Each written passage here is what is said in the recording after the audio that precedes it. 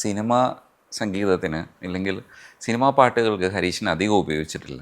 കുറച്ച് പാട്ടുകൾക്ക് മാത്രമാണ് ഉപയോഗിച്ചിട്ടുള്ളത്. അതെന്താണ് ഇത് കുറഞ്ഞു പോയതിൻ്റെ കാരണമായിട്ട് ഹരീഷ് മനസ്സിലാക്കുന്നത്? പല പല കാരണങ്ങളുണ്ട്. എൻ്റെ തന്നെ അസസ്മെൻ്റ് ആണ് അത്. ശരിക്കും എന്താണെന്നുള്ളത് അത് ഞാനല്ലാത്ത ഒരാളോട് ചോദിക്കുന്നതായിരിക്കും കുറച്ചും കൂടിയും ശരി. ഇത് എൻ്റെ ഒരു സെൽഫ് അസസ്മെൻ്റ് ആണ്. ഒരു സിനിമ പാട്ടിന് ആവശ്യമായ പല ഘടകങ്ങളുണ്ട്. ഒരെണ്ണം ആ സിനിമയുടെ കഥാപശ്ചാത്തലം, അതിൽ അഭിനയിക്കുന്ന ആൾ, അല്ലെങ്കിൽ ആ പാട്ടിൻ്റെ ഒരു melodic orchestral and overall structure, കമ്പോസറിൻ്റെ വിഷൻ, അതിൻ്റെ മുകളിൽ കൊമേഴ്ഷ്യൽ കൺസിഡറേഷൻ, ഇത്രയും ലെയേർഡ് ആയിട്ടുള്ള പാരാമീറ്റേഴ്സ് ഉള്ള ഒരു സംഭവമാണ്. ഇതിൽ ഒരു പേരുണ്ടാക്കണമെങ്കിൽ രണ്ട് കാര്യം. ഒരെണ്ണം അനിതര സാധാരണമായ വെർസാറ്റിലിറ്റി ഉണ്ടാവണം.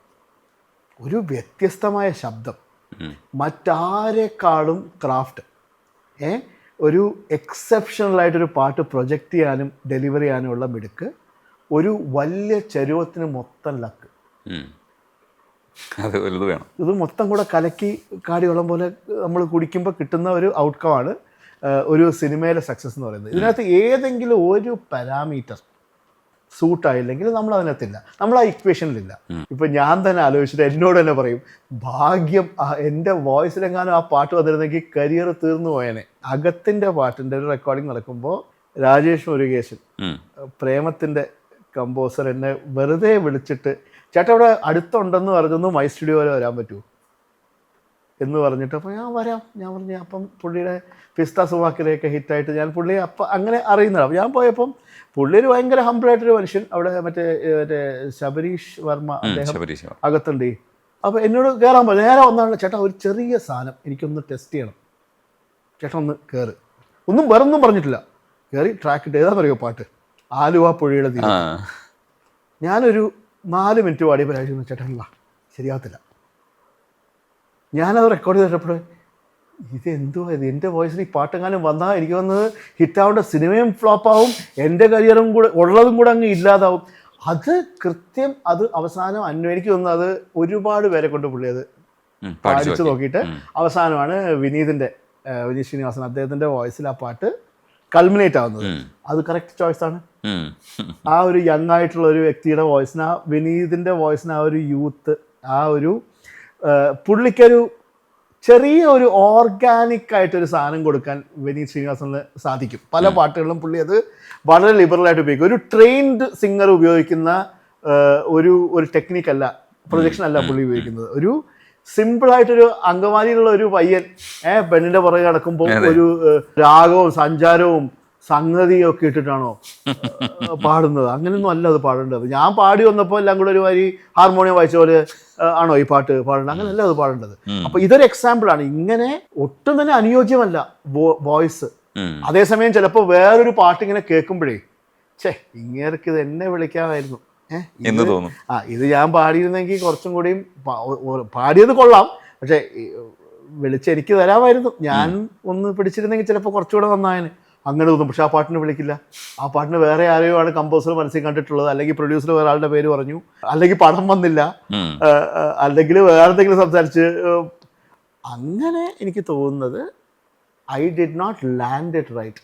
ഇതിപ്പോൾ ഞാൻ പാടിയ ഏതെങ്കിലും ഒരു പാട്ട് ഭയങ്കര തീവ്ര ഹിറ്റായിരുന്നെങ്കിൽ നമ്മുടെ ഈ സംഭാഷണം ഇങ്ങനെ ആയിരിക്കില്ല നടക്കുക. വേറെ ഉദാഹരണത്തിന് ഞാൻ പാടിയ ഈ ഇടിവെട്ടിയിട്ട് ടോർച്ച് കത്തുന്ന പോലെ ഞാൻ പാടിയ 3 പാട്ട് എല്ലാം കൂടെ ബ്ലോക്ക് ബസ്റ്ററായി.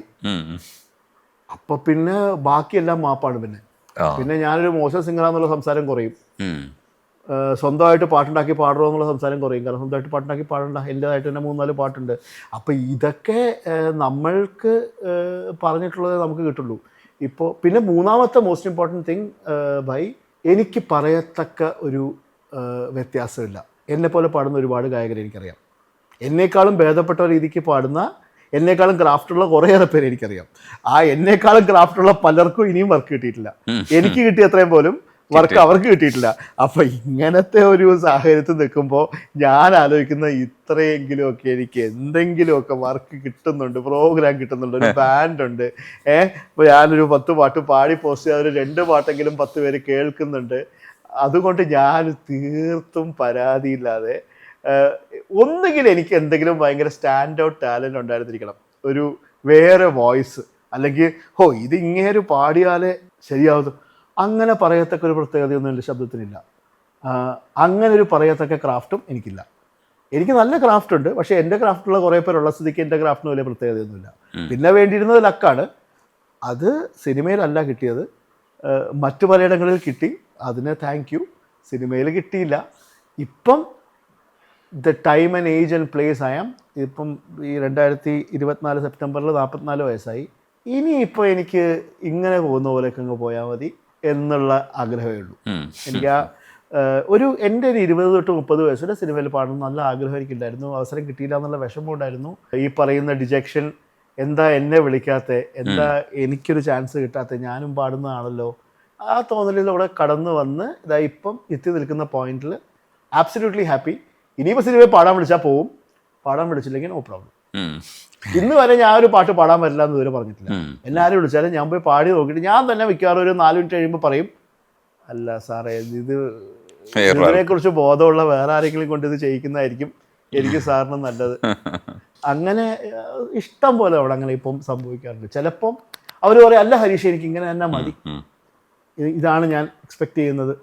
അങ്ങനെയാണ് എനിക്ക് ഒരു അടുത്ത് വന്ന ഒരു ഭയങ്കര ഓക്വേർഡായിട്ട് എൻ്റെ വോയിസ് ചിന്തിക്കാത്തൊരു പാട്ടിനാണ് രഞ്ജൻ രാജ് കമ്പോസർ, അദ്ദേഹം എന്നൊരു പഞ്ചായത്ത് കെട്ടിയ സിനിമയിൽ വന്നതിൽ ഞാൻ പാടുന്ന പാട്ടുമായിട്ട് ഒരു ബന്ധമില്ലാത്തൊരു പാട്ട് വിളിച്ച് എന്നോട് പാടാൻ പറഞ്ഞു. എന്നോട് ഫോണിലും അദ്ദേഹം അതാ പറഞ്ഞേ, അല്ല ഹരീഷേട്ടൻ സ്ഥിരം പാടുന്ന സാധനമൊക്കെ എല്ലാവരും കേൾക്കുന്നതല്ലേ, ഇത് വേറൊരു സാധനം, ചേട്ടൻ വെറുതെ പാടും, രസമായിരിക്കും എന്ന് പറഞ്ഞു. അപ്പം അങ്ങനെ ഒരു പാട്ട് റെക്കോർഡ് ചെയ്തു. അത് ഗോപി സുന്ദറിന്റെ നെഞ്ചിൽ തീയെ ടൈറ്റിൽ സോങ് ഇല്ലേ, അത് എന്താണ്? നെഞ്ചിലെരിതിയേ എങ്കിലും നീയേ പുഞ്ചിരികളോടെ പോവതെങ്ങു ദൂരെ വഞ്ചനത്തിയേ അങ്കമതിലൂടെ പോവതെങ്ങു ദൂരെ. ഭയങ്കര ഒരു 3/4 മണിക്കൂറിൽ ഗോപിച്ചേട്ടൻ റെക്കോർഡ് ചെയ്ത് മിക്സ് ചെയ്ത് മാസ്റ്റർ ചെയ്ത് കൊടുത്ത പാട്ടാണ്. ഞാൻ എറണാകുളത്ത് നിന്ന് കരുനാഗപ്പള്ളിക്ക് കാറിൽ പോകുമ്പോൾ ഇടയ്ക്കുന്ന് വിളിച്ച്, അന്ന് വൈകുന്നേരം പടത്തിൻ്റെ ഓഡിയോ ലോഞ്ചാണ്, എന്നെ സ്റ്റുഡിയോയിൽ കയറ്റി പാടിച്ചു. ഞാൻ ഓരോ വരി പാടുന്നതനുസരിച്ച് പുള്ളി അത് എഡിറ്റ് ചെയ്തു, പ്ലേസ് ചെയ്ത് എനിക്ക് പൈസ തരാൻ നേരത്ത് പാട്ട് കംപ്ലീറ്റ് ആയിട്ടുണ്ടായിരുന്നു. ഇടിവെട്ട് വേഗതയിൽ ചെയ്തൊരു പാട്ട്. എനിക്കൊരു ലെവല് കിട്ടുന്നതിന് മുമ്പ് പാട്ട് തീർന്നു. ഞാനൊന്ന് ചിന്തിച്ച് മെലഡി ഒക്കെ പറഞ്ഞു, അതൊന്നും സമയമൊന്നുമില്ല, പെട്ടെന്ന് കയറി അങ്ങ് എടുക്കെന്ന് പറഞ്ഞു. അങ്ങനെ എടുത്തു. അതിൻ്റെ മുകളിൽ പുള്ളിയും പാടി, അതാണ് തമാശ. ഞാൻ പാടി, എനിക്ക് വന്ന് ഞാൻ പൈസ മേടിച്ച് പോണതിന് മുമ്പ് തന്നെ അതിൻ്റെ മുകളിൽ പുള്ളിയുടെ പോർഷൻസൊക്കെ പുള്ളി പാടി. അത് ഗോപിസുന്ദർ സാറിനെ, ഗോപിച്ചേട്ടൻ അറിയുന്നവർക്കൊക്കെ പറയാം, ഇടത്ത് കയ്യിൽ എഡിറ്റ് ചെയ്യും, വലത്ത് കയ്യിൽ റെക്കോർഡ് ചെയ്യും, വായിൽ പാട്ട് പറഞ്ഞു തരും. അങ്ങനെ ഒരു മൾട്ടി ടാസ്കിങ് മനുഷ്യനാണ്.